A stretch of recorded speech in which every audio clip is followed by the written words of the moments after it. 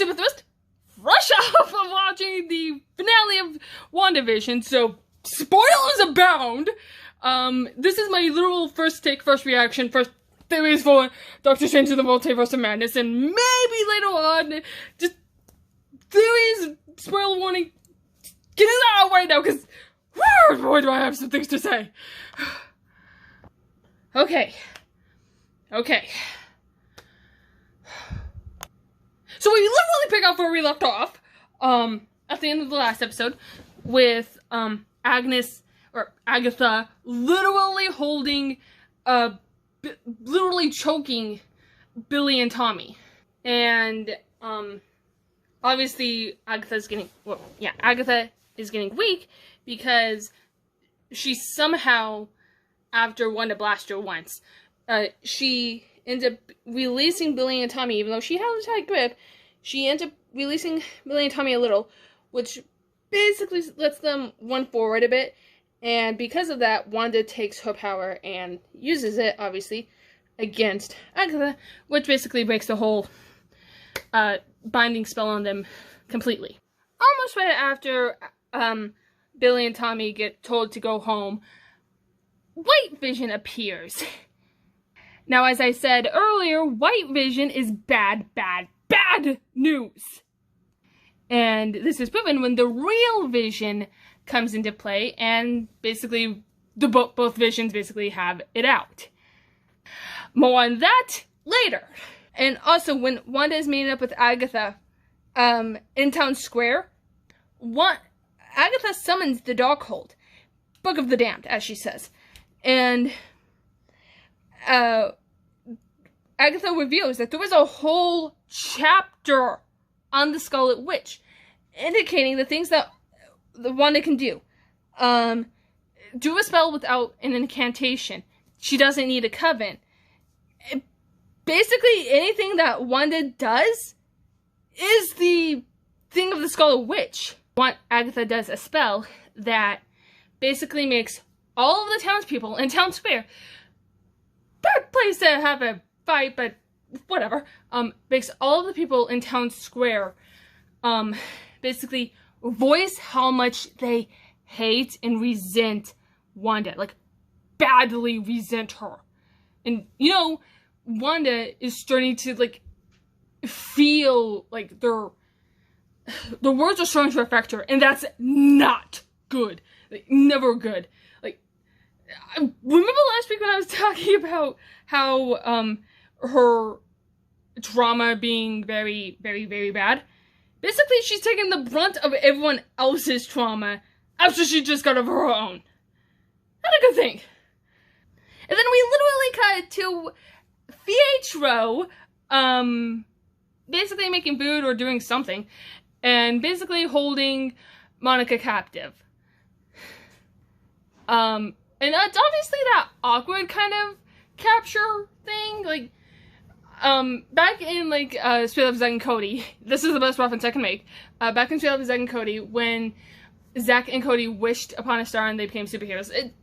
A long story, different story, but anyway, Alwyn becomes a supervillain and ends up kidnapping and tying up Carrie, Cody and Zack's mom, and it's basically that kind of awkwardness. Plus, it's really awkward how, anyway, it's beside the point, but yeah, it's basically that kind of awkward. And obviously Monica, because, like, Monica's able to go through papers, like, Pietro didn't, like, really care. But anyway, Monica goes through the papers, and she sees what is clearly a headshot for Evan Peters / Pietro, and sees that he is Ralph, the infamous Ralph. And, Monica is able to, obviously, knock Pietro off, of his feet, because he's not the real Pietro, and obviously his powers have clearly dwindled, and he had a control collar on him, in a sense. Pulling it off, most likely fake Pietro disappeared. We don't actually know what happened with Pietro / Evan Peters. We don't know what happened to him. We just know that the collar gets off, and he doesn't really change. We don't really know how he would react to that. So now, back to the Vision fight, the White Vision, normal Vision fight. They end up in a library of all places. They end up in an old library, and obviously they're mind blasting each other and whatnot. And then Vision's like, this fight is getting us nowhere, and basically tries to talk White Vision down. And catch a little later, the way he does that is he talks about the ship of Theseus paradox. Basically, how the ship of Theseus paradox works, as they explain it, is a ship has to get parts replaced, because it has to get parts replaced, and so those parts get taken out and new parts get taken in. But is it the same ship of Theseus if those parts get changed? Now, if the parts that had to be replaced, if those moldy, old, rotten pieces of wood get fixed and then placed if the ship gets rebuilt with those parts, is either ship the real ship of Theseus? The answer basically is neither can be the same ship, but they both they both are the same ship of Theseus. And what Vision does, he explains that the Vision that we've known all throughout WandaVision, he's not the actual Vision. The actual Vision is White Vision because he's created through the parts that are Vision.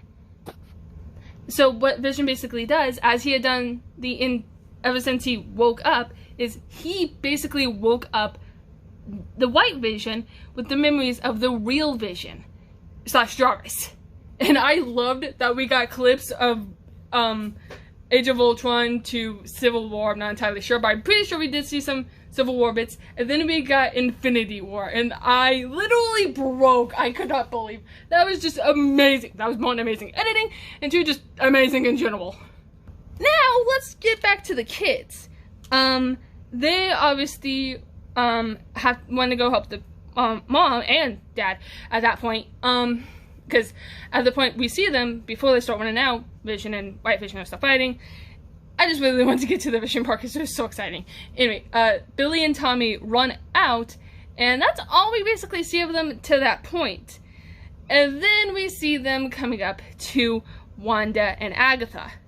And as for Wanda and Agatha, basically what they were doing that entire time after,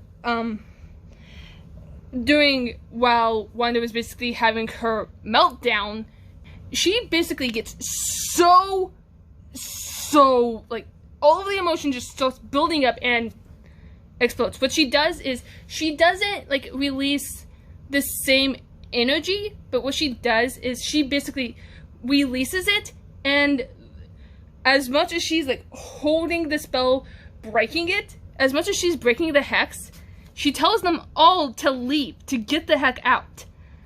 And as she's doing that, cut to, outside of the hex, Hayward tells his forces to move in. Now, right before his forces move in, but right before this, in an earlier scene, I just feel there is a lot in this episode that I just need to get off. Anyway, before Hayward tells his men to move in, basically Jimmy bluffed his way out of basically dealing with Hayward by basically grabbing a phone and getting tossed out of the building. And I love what he did. I don't know if he could before, but those magic lessons are really paying off because he was able to pick a lock with a paper clip, with a safety clip.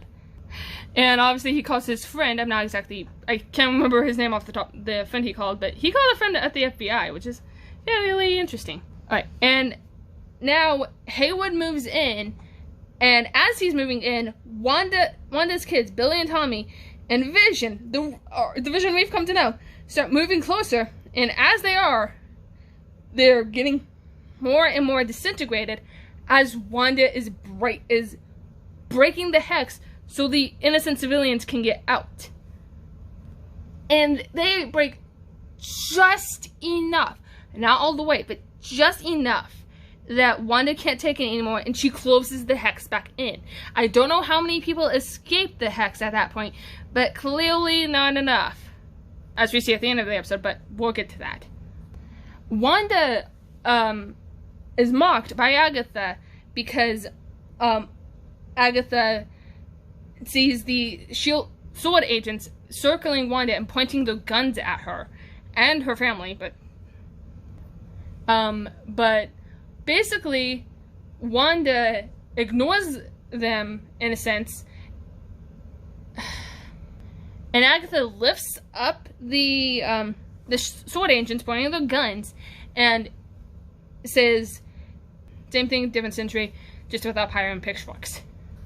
And just as Agatha's dropping them, Wanda saves them, and then, well, I mean, she doesn't save them. She basically stops their deadly falling, and then lets them fall either way after she knows the kinetic energy has basically, kinetic or whatever kind of energy has left them.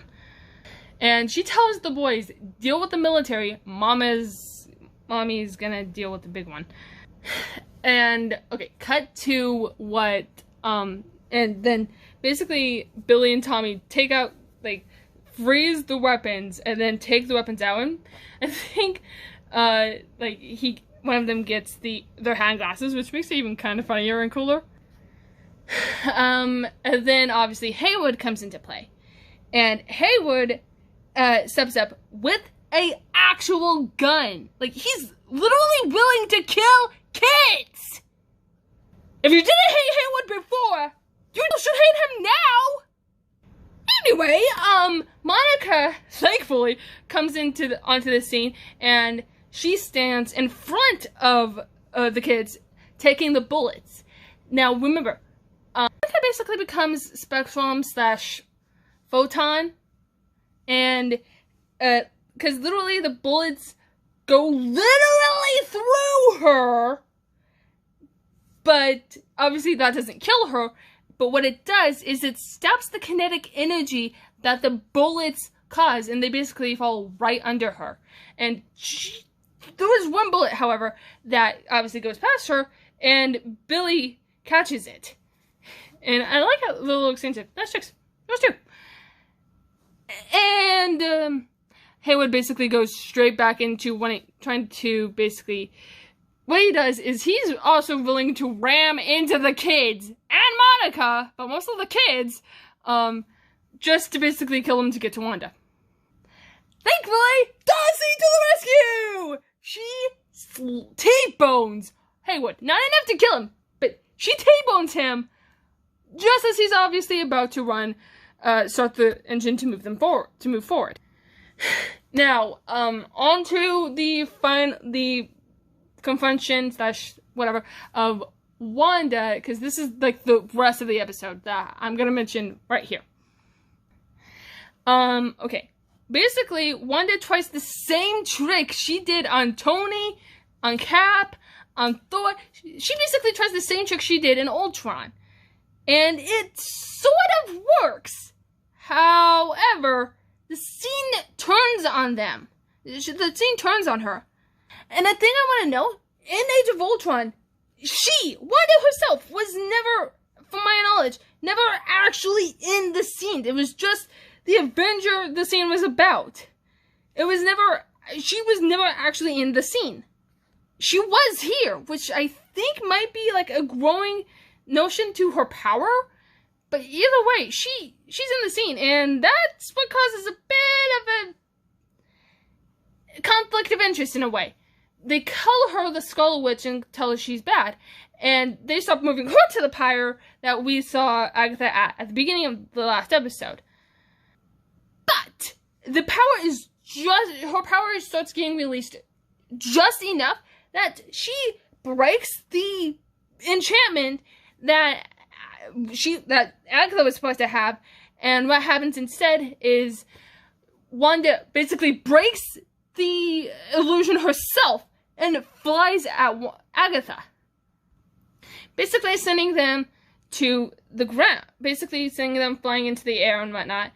And as this is going, the more energy that Wanda is using, that Agatha absorbs, and she's absorbing quite a bit, the more energy she's absorbing, the weaker and weaker Wanda is. You can tell by the fact that her hands going up her entire body begin to go to blacken, to darken. Basically, her life is being drained.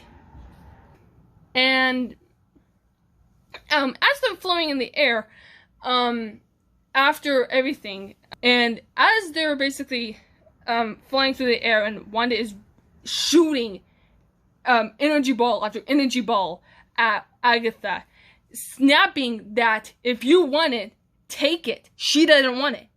Yeah, she doesn't want the ability. Doesn't want the responsibility of being the Scarlet Witch, and she definitely has the power of the Scarlet Witch, if you ask me, or at least something that's definitely. And as Wanda is shooting those energy balls, however, and she's either purposefully missing or accidentally missing, but either way, as she's missing, what she really does, and I'll explain that in a sec, she's really doing something very important. But anyway, suddenly, all of her energy just like gets absorbed from Agatha, gets absorbed into Agatha, and because of that, she's literally a floating husk. Now, floating husk. Now, if she was out of her magic juice, if she was basically a husk, if she was dead, don't you think she would have fallen to the ground? It's like basic physics magic 101. If you're out of energy, you're gonna die. Or fall to the ground if you're floating. That's why Dr. Stephen Strange has the cape of levitation. So if he was out of energy, the cape of levitation would help him. Anyway, Agatha is basically preparing to destroy Wanda. Just outright destroy her. But she holds her hands out.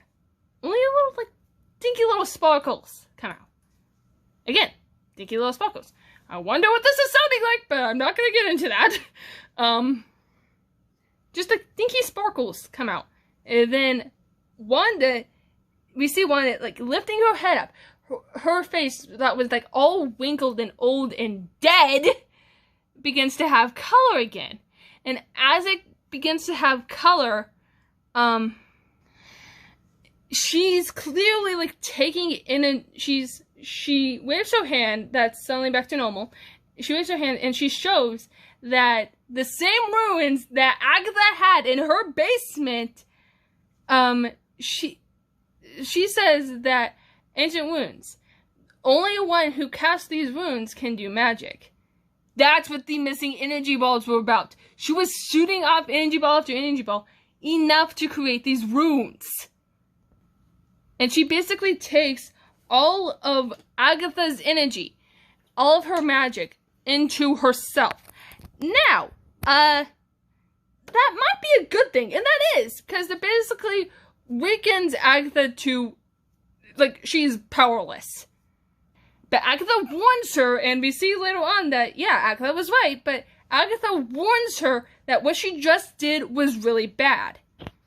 Because don't forget, Agatha's magic was basically corrupt magic, was black magic, dark magic, evil magic. And yes, Wanda's magic is chaos magic, but the fact that she absorbed Agatha's energy, all of Agatha's magic, that was basically, and also her magic, because it might have been corrupt through her too. But either way, that's a bad thing that it was dark magic that Agatha had. And Agatha basically warns her, yeah, what you just did was bad, and I'll get to that in a minute. And obviously, as Wanda is taking her magic, taking both her magic back and stealing Agatha's, she begins to look like a comic accurate, in a way, version to the Scarlet Witch we know from the comics. And I love comic accurate. Well, comic accurate plus MCU. But anyway. Agatha's continuously trying to warn her, saying, you need me, you need me. And Wanda says, yeah, I'll take you. You'll have the role you've always wanted. The role of the nosy neighbor. Basically, she makes Agatha her prisoner in her own mind. In Agnes's mind. And just as Vision did, she basically turns Agatha into Agnes once more. But in doing so, just after that, Wanda breaks the hex. And obviously, the kids and Vision go home, and obviously that's not so much of a good thing if you ask me. But they go home, Billy and Tommy go to sleep, and it's a good way to go. It's a good way to die. Dying in your sleep is one of the most peaceful ways to die. But it's still depressing! But anyway, as Wanda is basically saying goodbye to her reality, as the hex draws closer and closer to its origin point, as the hex basically comes closer, Vision is assuring Wanda that they'll say hello again, as they've said goodbye so many times. Have said goodbye time and time again before. And Wanda sees Vision disintegrate with the hex. And we see all around Wanda basically look exactly like when in the previous episode's flashback, where Wanda is in the area that would have been their house. And obviously, instead of taking her car, which is probably a bad idea, but whatever, she has magic, she goes to town, the real town square, where FBI agents, SWORD agents, but mostly FBI agents, are waiting for her. And she sees both sides of the street. People are glaring at her. They are pissed. Obviously pissed. They're not like going up to her angry, but they are angry. You could tell they were angry. Monica assures that they'll never know what you did. But Wanda goes, yeah, they will, and they won't care. Wanda knows that, yeah, they might find out, but I still controlled them. I still mind controlled them and forced them to be like this. And basically, Monica, as the FBI agents or cop cars are coming up, Wanda flies off, basically donning her Scarlet Witch clothes, and it's just a really cool way she just disappears after she flips her hood up and just goes away. And then we cut to the mid-credit scene, which is, by all accounts, like the lamest cameo ever! A big Luke Skywalker appearance? No, it was a Skrull. That is the lamest. I don't know if who she was impersonating was so important, but who the Skrull was impersonating, I don't know if they were important or not. But it was a freaking Skrull. That was the big Luke Skywalker-esque cameo we were gonna get. Come on! Leading up to said cameo, basically, Photon, Monica, Spectrum. It's most likely gonna be Spectrum or Photon. Really depends on copyright issues. But let's call her Photon. Is basically said, a friend of your mom's, old friend of your mom's, basically needs your help, and basically looks up. In other words, talking about the sword base up in the sky. So the sword base we have down here on Earth is basically the Earth base that is the Earth correspondent to what sword is. I mean, it's a good, reference to Nick Fury, but, couldn't Samuel L. Jackson have just made it, a slightly bigger appearance? That would have been Luke Skywalker-esque. Anyway, then we cut to the actual post-credit scene that I cannot believe I'm about to say this because I have just, it is really interesting. Agatha warned Wanda that what she did was bad. And like I mentioned, Wanda absorbed dark, evil magic from Agatha. And to that, the Darkhold. And basically what happens is, obviously, she creates either a projection of herself or something, or there's two Wandas, I'm not entirely sure. But we zoom in on a mountain ranch home. Wanda goes inside her house as a kettle is steaming. I don't know the correct term, but anyway, we go inside, and she's obviously making herself a cup of tea. Then we turn the corner and see the Scarlet Witch herself reading the Darkhold. Like, her magic is like possessing her at this point, kind of thing. And the last thing we hear that Wanda Scarlet Witch reacts to is, "Mom, help us," from Billy and Tommy. From beyond the ether. This is probably where we get the Multiverse of Madness stuff from. But I'm still convinced we are not gonna get, like, we are not gonna have an evil Wanda. Maybe a corrupt Wanda, but not an evil Wanda. And she's probably just looking to this Darkhold just see if she can get her kids back. She understands that Vision can be recreated. There's still White Vision out there that has the actual Vision's memories. She can find that Vision. But she cannot reconstruct her kids. So she's most likely trying to find a way to reconstruct them via magic. And she sort of does, because she can sort of hear "Mom, help us" from her kids, like somewhere in the distance. So that's most likely in another universe. And that's probably where we're gonna get a tie-in to Doctor Strange. Oh, Nelly, okay. That is a lot of information for this one episode. Yeah. Very big episode, very interesting details. This is just getting me more and more hyped for Doctor Strange and the Multiverse of Madness. It's just pulling me into more hype for it. And I'm not entirely sure when that movie's coming out, but it better come out soon, because my hype can last so long. I mean, yes, I've waited so long for Endgame, but this is a different kind of hype. Anyway, how did you guys feel about the episode? What was your take on it? Did you like it? Were you interested? I can see how some points were a bit of a low, were kind of a low rating kind of situation, but the rest was just, it makes me so excited to see what WandaVision and the rest of the MCU, both TV show and movie wise, have in store.